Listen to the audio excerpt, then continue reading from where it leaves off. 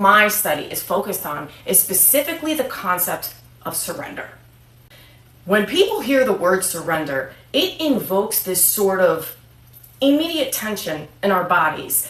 It invokes a little bit of a sense of fear and uncertainty, and it sort of has a negative connotation, doesn't it? Well, it's my goal here to change the stigma around the word surrender. I want to switch up the mindset concerning what surrender actually means. Now, this is not exhaustive. However, for me, I consider two different kinds of surrender. The first one is surrender by force, and the second one is surrender in freedom. What do I mean?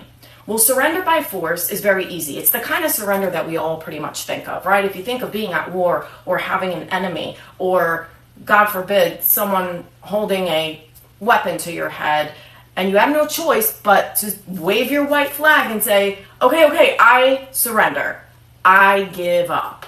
That's not the kind of surrender that this story is all about. And then surrender from a place of freedom means it is a kind of surrender out of your own volition, out of your own choosing. It's a willingness to submit yourself, a person of leadership, to submit yourself to an authority, or let's even say like a higher vibration, a higher frequency, a higher consciousness, with the idea that, well, when I surrender, what actually comes along with that is provision and protection.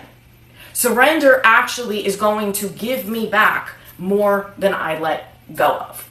And that's the kind of surrender that we're really digging into in this story. So we'll come back to a little bit more about that later. So allow me to point out some key contextual aspects of Abram's origins and early life. And I want you to keep these things, or try to, in the forefront of your mind as we read through, as we study, as we talk about this and reason together. I want you to keep context in the front of your mind so that you can unlock further dimensions of this story. So the first one I'm going to point out is Abram's ancestral lineage.